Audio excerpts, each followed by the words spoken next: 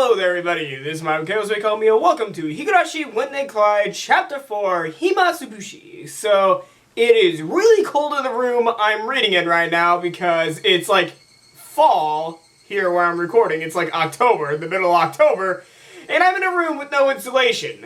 So, the indoor heating of the house barely gets inside this room, so I am cold.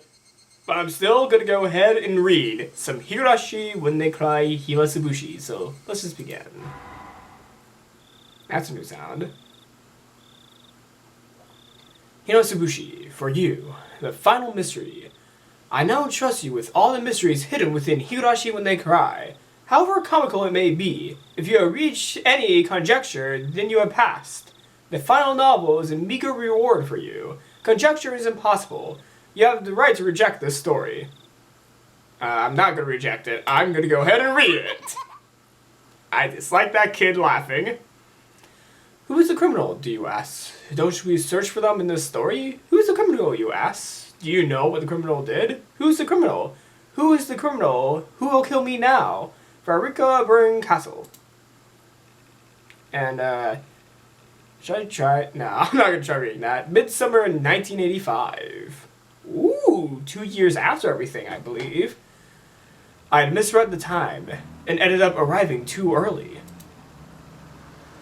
The schedule board flipped with a series of clacks.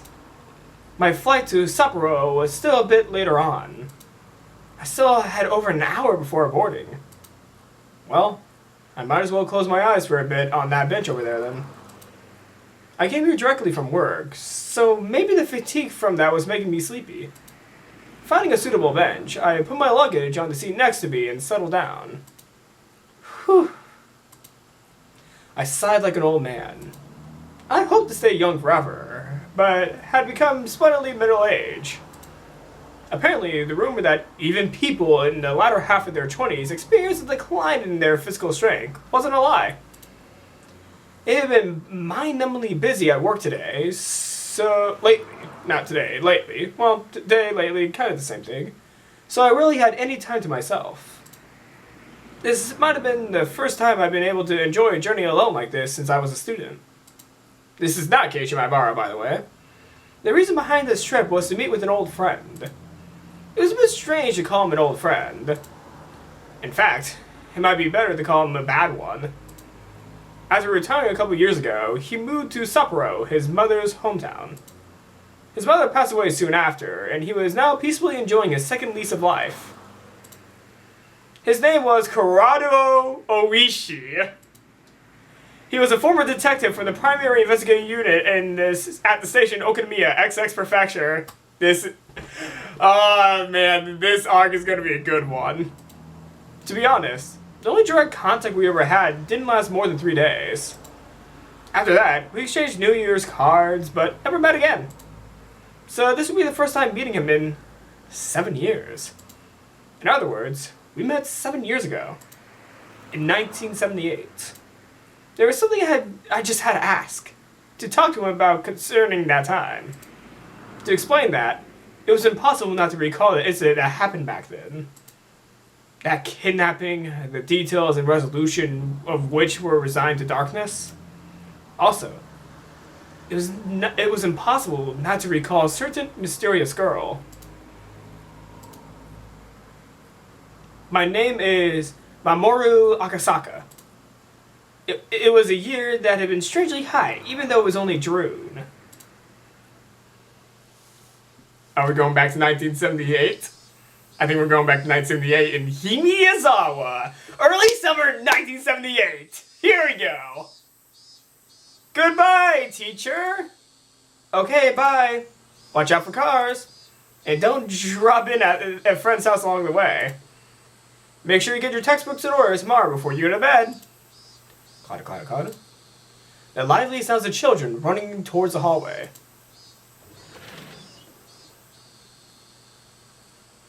Hey now, didn't I tell you before? I already have one of those.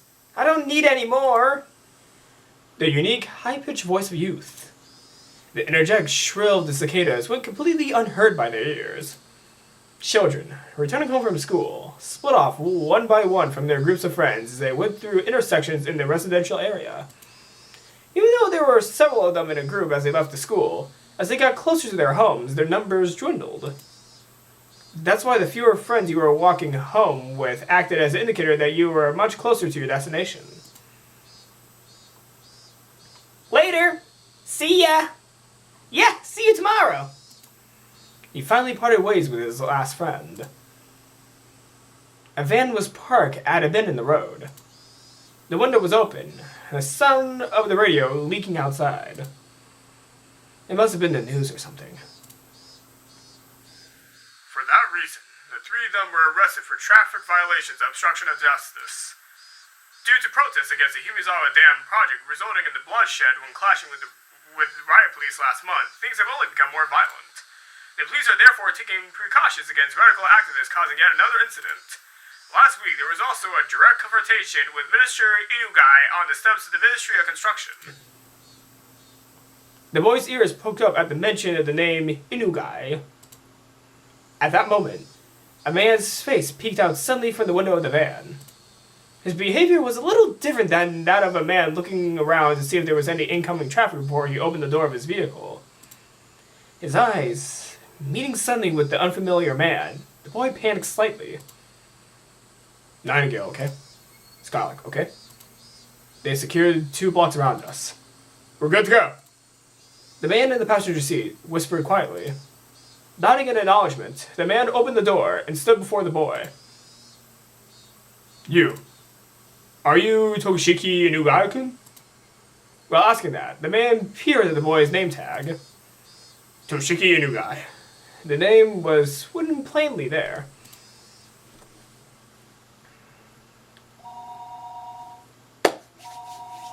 The phone rang for a third time.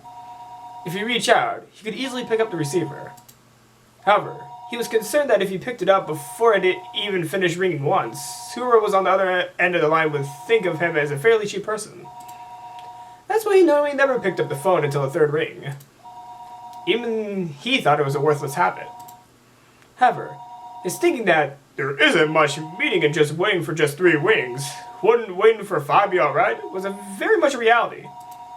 His mind filled with such trifling thoughts, he picked up the phone after the third ring had finished, its reverb dampened by his action. Yes? Hello? Hello? He knew that sometimes due to a malfunction at the switchboard, calls didn't connect well. At those times, it was best to hang up and let the person on the other end call again. Thinking that, the moment he began to hang up the phone, he sensed that he was definitely connected after all. He felt the presence of the person on the other end of the line keeping silent. Hello? There's no way they didn't hear his question. What was the meaning of this? It wasn't like he didn't know that people could use silent calls to harass others. However, he never received a call like this until today. Maybe he was just lucky before, but he didn't believe that he would receive such a call on this phone. There were no direct calls to or from this line. Everything had to go through an operator. Therefore, there was absolutely no way the call would be connected unless it was verified there was somebody else on the other end of the line. That's why he didn't understand how to deal with the silent call, and instead settled into confusion. I don't know who you are, but you have nothing to say. I'm gonna hang up. Please call again some other time. Intending that to be a parting line, he made to slam down the receiver. It was at that moment the person on the other end spoke for the first time. You didn't say who you were, so I was anxious. If you're not Minister Inugai, please hang up right away. He couldn't help but be surprised by the extremely strange voice on the other end of the line. Was there a human alive who could speak with this hoarse and metallic voice? No, this was a voice he had heard somewhere before. That was the kind of voice that was on those lowbrow documentaries that they used when they wanted to hide the identity of a speaker, wasn't it? The voice he was hearing over the line was exactly like that. Who are you? As I said, that's what I want to ask. Are you Minister Inugai? He, Inugai, hesitated to answer.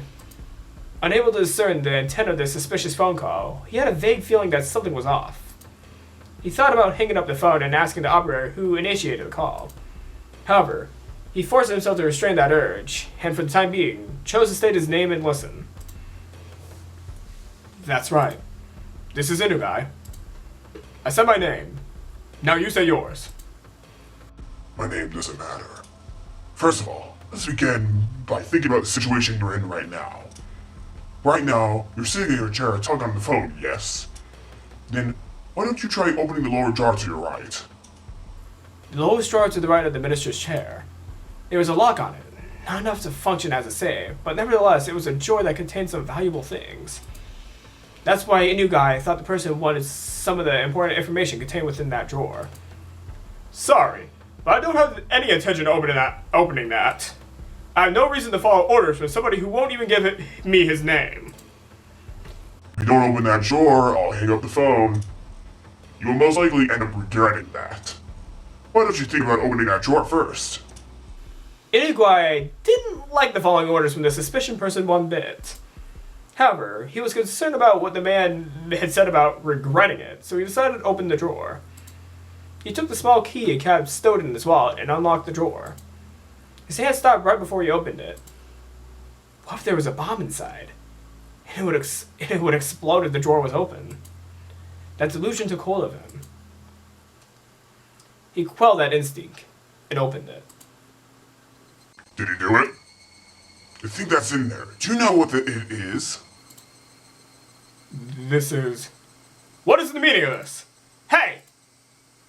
I don't think there's any need for me to explain, is there? I'll give you some time, so please think about it a little. I'll contact you again later. Now then, pardon me. Hey! Wait! Hello? Hello? The call had already ended. That would not change no matter how much he yelled at it. Even still, Inugai, without realizing that, continued yelling into the receiver for a while. The drawer was still open. On top of the folds crammed into the drawer, it laid there. Toshiki Inugai. Written in plain lettering on a grade schooler's name tag. Just laying there. Enshrined there, completely out of place, as if it were cowering. This is a work of fiction. Any resemblance to actual persons or organizations is entirely coincidental. Higurashi when they cry, Himatsubushi. Oh boy, here we go. The mystery, furthermore, continues. Also, 1978, the beginning of the Curse of Hinamizawa. Do you remember, Yuki? This picture. This is where I first proposed to you. That brief moment before you nodded back. You probably wouldn't know just how much it seemed like an eternity to me. Yes, I would never thought that amount of time could feel like an eternity. Compared to how long I had to wait for you to propose to me, it was. From the moment I met you until today, compared to the time I spent since I was born, it might have only be a brief period, but they were definitely precious, beautiful days that deserve to be called an eternity. That time continues even now. From now on, I wonder if it will be a boy, or maybe a girl. Either one is fine. Boy or girl, either way it's living proof that we love each other. If it's a boy, we will name it after you, Mamoru. If it's a girl, we will put the Yuki from my name in hers. Thinking about names is so fun that in the end, we still haven't decided yet. There's still time to puzzle over it. Not that long of a time, actually. You see, Yuki, there's something I have to apologize for today. It's my job. Sorry. It looks like an annoying bit of work has come up. In the worst case, I might not be able to be there for delivery. It's fine. You have a very important job. What you do protects the way we live.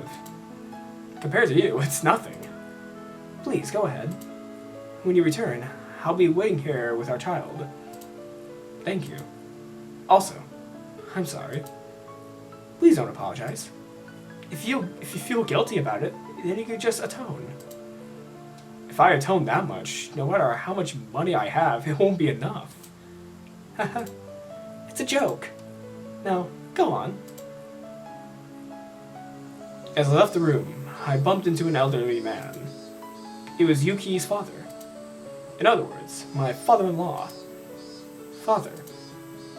I didn't want to intrude, so I went in the hall. I didn't mean to eavesdrop, but I heard... Go. Yuki is that kind of girl. No matter what happens, she doesn't want to hold you back.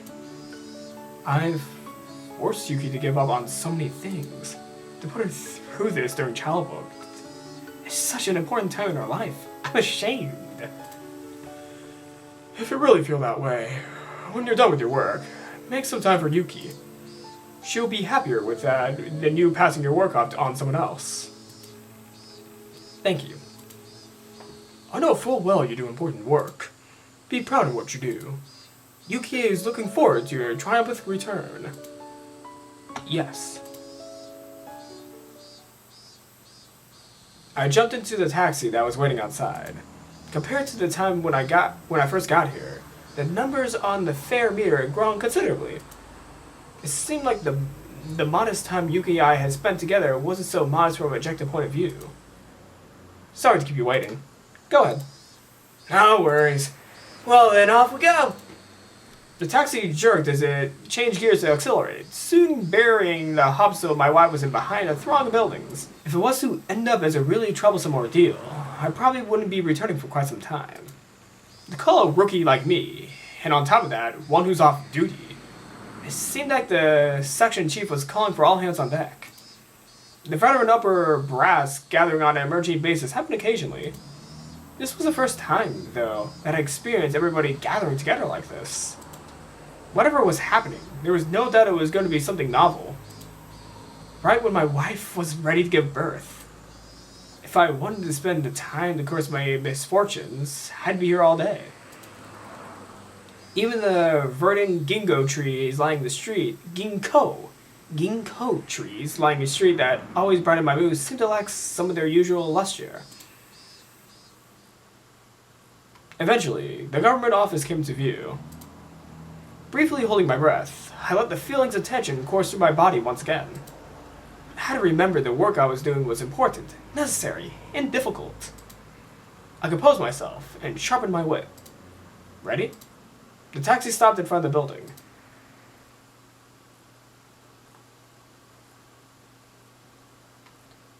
Kazumigasaki, Tokyo, Metropolitan Police Department Public Safety Division. Chief, everyone's here. Agasaka-kun, could you close the blinds? The blinds were usually closed when they needed to use a projector, or if the discussion was going to contain some particularly disturbing content. The blinds closed with a satisfying sound, darkening the interior of the room. Immediately, the inside of the room was completely drained of the pleasant morning atmosphere, leaving behind only the cold illumination of fluorescent lighting. As the supervisor ensured that everyone was present, he nodded to the section chief once again. With everybody on the edge of their seats, the chief stood up solemnly and began to give his report. Approximately 48 hours ago, the Minister of Construction's grandson, who is also the son of one of the staff leaders, is believed to have been kidnapped. It is believed that the minister, in an effort to resolve matters amicably, chose not to report the situation to the police and plans to cede to the demands imposed upon him. It seemed that approximately 48 hours earlier, the Minister of Construction's grandson and those of his senior staff members were kidnapped. The reason why it was phrased that way was because the person in question did admit it had happened. Based on the results of the surveillance conducted at the minister's residence, multiple suspicious phone calls for what is believed to be outside the city took place. The abducted child is said to be under treatment for some illness, but there's no trace of any hospital records or witnesses to such a fact. Due to that and various other reasons, we believe without a doubt that a kidnapping had occurred. Here, they admitted the details that brought this incident to light. If you think about it a bit, that meant before this incident happened, the minister's residence had been under surveillance already, I won't use the word spied upon. Of course, there would have been court approval for this, and it would have been very hard to explain this to ordinary citizens. However, it was quite an effective method to catch wind of incidents like this before they got worse. I'd like for you to understand that dealing with these cases before they become a problem is the job of the Public Safety Division. Why is he just following their demands instead of reporting this to the police? The fact that a minister can't trust the police, what is this world coming to? It seems like the group of perpetrators have demonstrated that they have quite a high level of surveillance of the ministers themselves when they conducted the kidnappings. Enough to give the minister a pause before calling the police.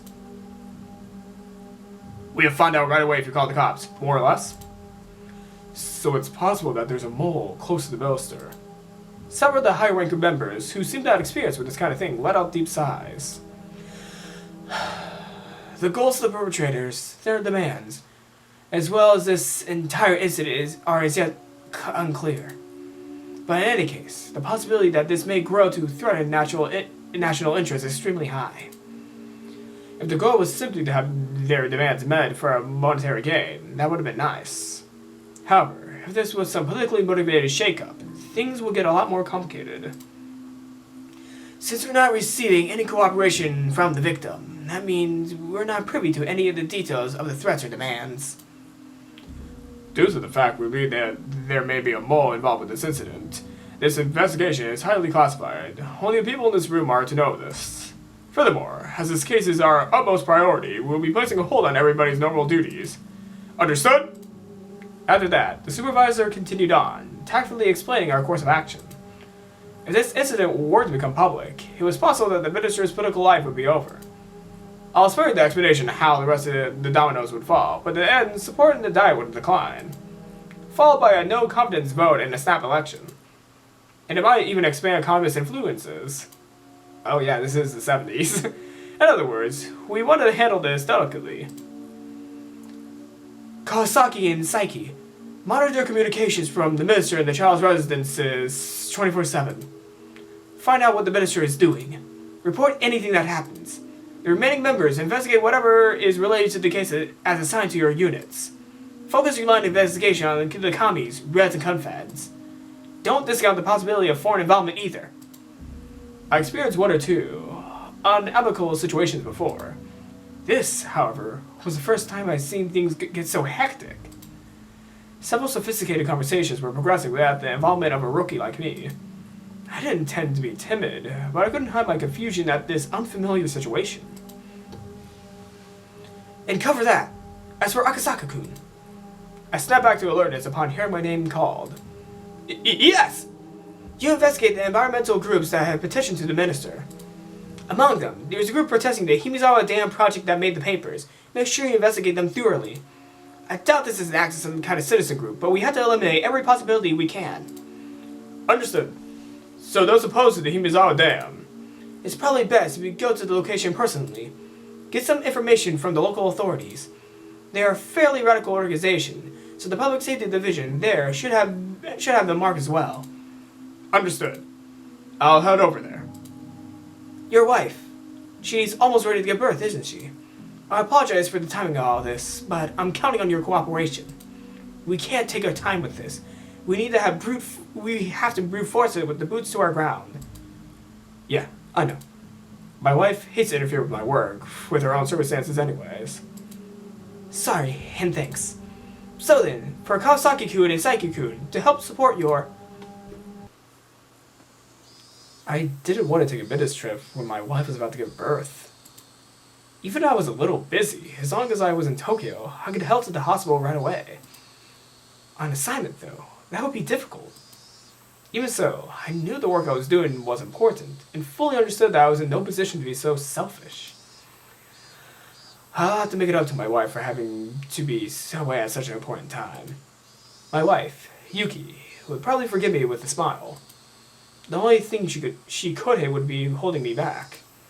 My male ego, though, at least wished she would try to stop me. Sorry, Yuki. I don't mind if you always complain to our child that their father couldn't come to the hospital when they were born because he was too busy with work. Poor Akasaka. The next day, I took the bullet train to Nyoga, and from there, I transferred to the train to XX Prefecture. Getting to my destination by land took several hours. If I was traveling by air, in that amount of time, I could probably get as far as Hong Kong. XX Prefecture was by no means close. I never sat in first class except for work, but whenever I did, the seats seemed stiff. Closing my eyes, I mentally reviewed the documents I read yesterday. The group under investigation, the Okinafuchi Defense Alliance. They were a group of residents opposed to the development proposed under the Hinamizawa Dam project. The local protests were quite heated and were getting more radicalized. Even later to what was written in the newspapers, there was bloodshed that occurred during clash with riot police, interference with the dam construction, too many to count. The number of petitions, sit-ins, and direct appeals to the relevant organizations were innumerable. As an exception to that, there was a direct appeal to the Minnesota construction the other day. This was the reason why we were investigating this group in the first place. The land that they lived on was going to be submerged, so it was no wonder they would go into a frenzy over it. Even given that, though, could they really be capable of doing something like kidnapping the Minister's Construction's grandson in order to halt this project? For my take on it, I had serious doubts. This kidnapping plot was extremely sophisticated and complicated enough that it was believed that there was some political backing. This wasn't something that could be pulled off by some group of local protesters. Well, just like the chief said, the plan was to eliminate all possibilities. While I'm in the XX police reference room taking my time investigating, the higher-ups in Tokyo would probably solve the case, without my involvement entirely. Even that was true. I couldn't regret being away from Tokyo while my wife was ready to give birth. This was work. There was really nothing I could do. Ding dong! The announcement that we will be arriving at our destination soon snapped me back to wakefulness. Gorga, XS Prefecture, Prefectural Public Safety Division, Go Gura, not Gorgra. The Onafuchi Defense Alliance. Yeah, they've been quite active around here. The Prefectural Police Safety Department already had the documents and a cup of tea ready and waiting for me. The short of it is that there are a group of residents opposed to the dam. Really, it's probably better to say that every resident living on the land that's going to be submerged is resident action, though. Like the old saying, fight to the last. They're a determined and well-prepared lot. It'd be nice if they drew the line at just being a moderate residential organization. The stack of papers they prepared for me in the document room was by no means thin. At first, they were pretty much your average citizens' initiatives, but ever since that incident with the riot police, they really started to heat up. Now they got to a violent mentality, on top of growing increasingly radical. Violent organizations usually indicate ones that enforce their own ideology without regards to the democratic process. I got a new thing in my inventory. Breaking that down, many of those organizations held extreme left revolutionary ideologies. Considering that, I couldn't help but be surprised that a citizen group would end up going this far. Radical citizens movements happen occasionally. It seemed, however, that this group was nothing as trifling as that. It seemed that I would have to reconsider exactly what this Okinafuchi Defense Alliance was. The Defense Alliance demand, in other words, the withdrawal of the dam project. How far would they go to have that demand met? The kidnapping of the minister's grandson was classified. That meant, of course, I couldn't tell the XS professional department about it either. As you know, there were arrests after last week's confrontation with Mr. Inugai. There's enough to reason to believe that they would use legal means to assert their demands. I skimmed over the list of the criminal records related to the Okinafuchi Defense Alliance recorded in documents. The contents were all violent, not giving me the barest hint of a feeling that these people were trying to uphold the law. Could you give me a basic rundown of the types of illegal activities that the Okinafuchi Defense Alliance are engaging in? The chief opened up a manila envelope, fished out several unorganized sheets, and spread them out on the desk. It seems that raids on the construction site are the most common. At first, they were committing relatively petty crimes, just like cutting power cords, jamming lots, and breaking office windows by throwing rocks. Of course, what really happened first were things like demonstrations, sit-ins, and distribution of pamphlets, lively but democratic forms of protest. However, Then the demonstrators and police clash, which caused a riot, leading to numerous injuries and arrests. It was from then that the Okinafuchi Defense Alliance, like their name implies, began to take more of a demonish form of resistance. If the raids were frequent, didn't the local police up their patrols? Well, of course they were on for alert, but they were up against locals, you know. There wasn't much the police could do if they were sneaking around the cover of darkness. You might as well label the entire amount of Hinamizawa village around the damn construction site enemy territory. No matter how alert the police were, the locals would just show them exactly how easy it was to sneak around. Actually, it was after the police upped security that the protesters started getting even more extreme, as though they were being provoked. See here? Can you tell how things started to heat up? An office set on fire? The destruction of heavy construction equipment? Destruction? They could have used explosives. No way. You see, they crammed the gas tanks full of sugar cubes. If they do that, it fouls the engines.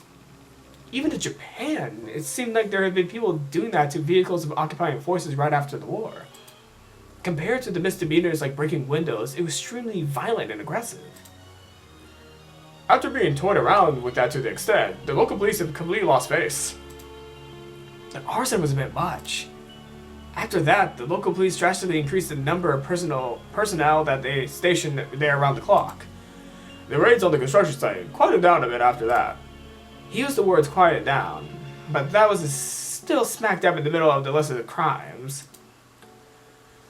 See, after they found that attacking the site had become difficult, they started resorting to personal attacks.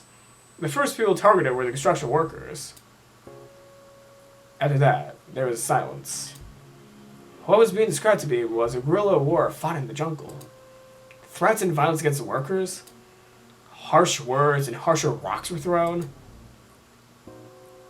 There's quite a list of accusations here, but there's not a whole lot of conventions. Of course not. First of all, there's no witnesses. On top of that, even if we identify the perpetrators, they have alibis coming out of the woodwork. What do you mean by that? Take, for example, you're walking around Hinamizawa. When a certain man stabs you with a knife, you remember the person clearly, and even know his name and address.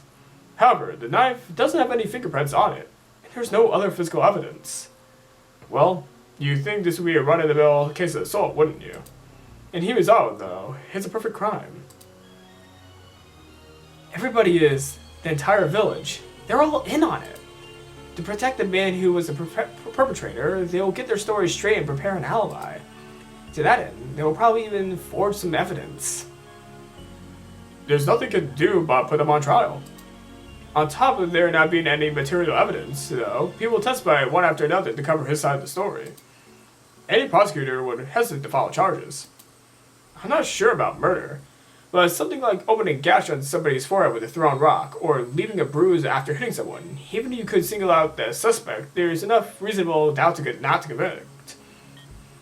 Everyone in Hinamizawa has their back. That was something in Watanagashi when Keiichi was getting yelled at by the bikers. Everyone in Hinamizawa came to his aid because they were like, "You don't fuck with someone from Hinamizawa." So this is a case of Hinamizawa backing each other up in everything. Call back to Watanagashi. Every case is without a doubt perpetrated by someone in Hinamizawa, but they can't identify who. Even if they could figure out who it is, they're unable to obtain enough circumstantial evidence through due process. The villagers were all extremely well informed about this, and so the malicious, vicious, and tenacious and personal attacks continued. The victims can't have been okay with that, right? Couldn't they have filed for an appeal? Well, you see, how about that? Everybody on the inquest committee didn't want to get involved with something so troublesome. They won't stick their noses into anything related to Hinamizawa. The inquest committee is comprised of random selection of local residents. In the event the prosecutor fails to get a conviction, they have the power to order a retrial. It's a system designated to assert the will of the people on the actions of expert prosecutors in the legal world. In this case, however, being composed of local residents has backfired. They don't want to get involved? Why is that? How do I explain this? You could say that they're afraid, since it's a little special here. Special? Is it an outcast community? No, it's a little different from that. Well, just think of it as them being afraid. It's a little hard to explain just now. Oh, right, there's an easier way. Wiping his forehead with a handkerchief, he opened a file labeled as a list of members of the Okinafuchi Defense Alliance. The power of the Okinafuchi Defense Alliance, you see, is the fact that they count many people among the members who are influential in neighboring areas. Could you take a look at this? I looked. What I saw startled me.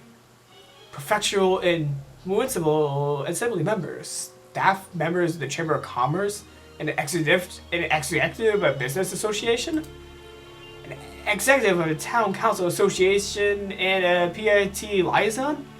There were more than a few people with a lot of say both locally and in neighboring regions. Around here, you can pretty much expect your actions to be observed by those against the damn project. If you said something in its support, who knows it will work out for your disadvantage. In any case, every town in this area is being held by a threat by somebody from Hinamizawa. The list of Inquisition Committee members is undisclosed, isn't it?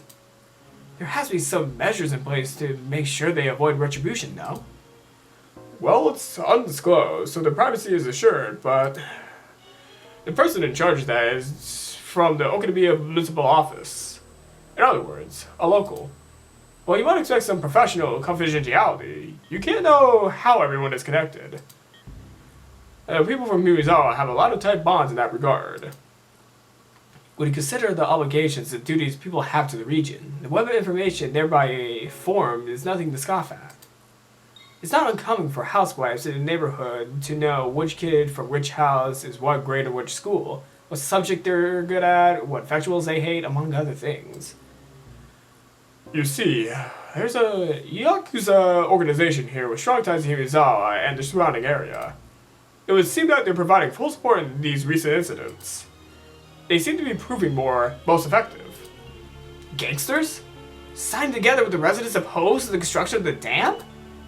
It's a little hard to see what their common interest is. It's not that difficult at all. You see, actually, one of the lieutenants in that gang is originally from Hinamizawa. He was adopted into a rather influential family in that village.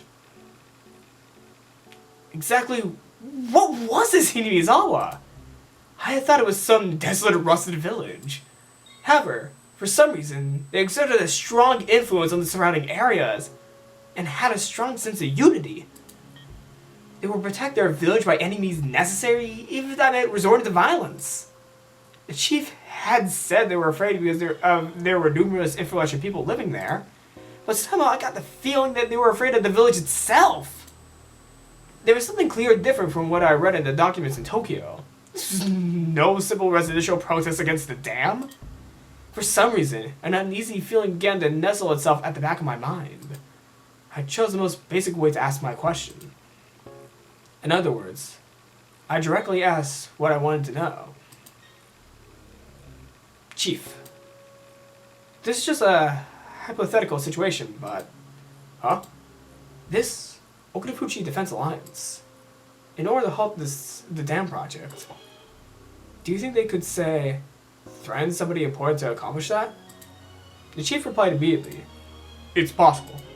Truth be told, they already gone to municipal and prefectural offices, as well as local offices of the Ministry of Construction, and done things that could be construed as intimidation.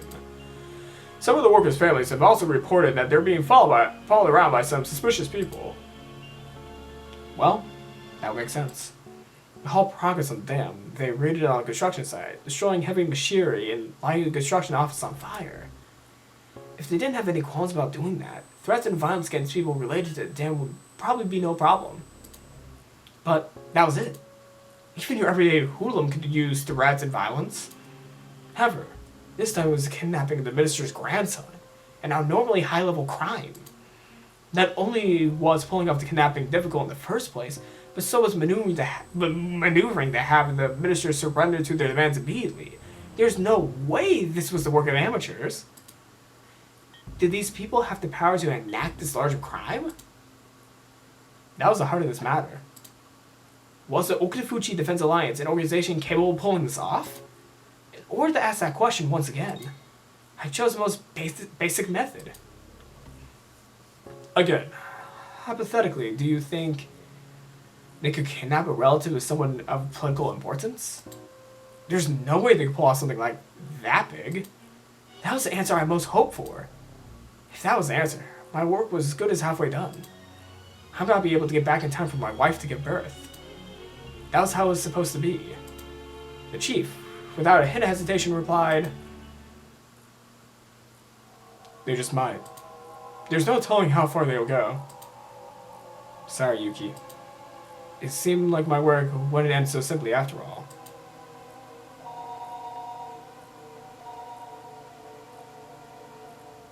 Oh, Akasaka-kun. Good work! How's the information gathering the HS Professional Office? It's coming along. It seems I'll be able to meet with their local public safety department, so I'm planning on heading out that way. How's the investigation in Tokyo going? The others are progressing along, but the number of groups we have to investigate are countless. Time isn't really a luxury here. There were no new developments at this time. No matter how suspicious the Okinafuchi Defense Alliance was, if they solved the case in Tokyo, my job was done. It looked like my wishful thinking wouldn't come to pass. Hanging up the phone, I let my gaze drift outside the window to the valley of unfamiliar buildings. Akasaka-san, a car you could borrow just returned. I'll take you to it, so follow me. Thank you. He showed me the elevator to the underground parking lot where a battered sedan was waiting for me. That the steering wheel was kept drifting to the left was a little concerning, but it'll be enough to get me around for a while. My destination was Shishibone City, XS Prefecture, an area under the control of the Okinafuchi Defense Alliance. The Okinawa police station was right on the front lines. Okinawa police station! Oh, the next episode's gonna be great because guess who we're gonna see? Kurado Oishi-san. Oh, this is gonna be good. Oh, this is gonna be hot. This is gonna be hot and good. Oh boy, but at the Okinawa XS Professional, Okinawa police station. I'm gonna save this for the next episode. So, if you like this video of me reading Higurashi When They Cry, Himatsubushi, leave a like, leave a comment, and I'll see you all next time. Leave a like, leave a comment, and I'll see you all next time.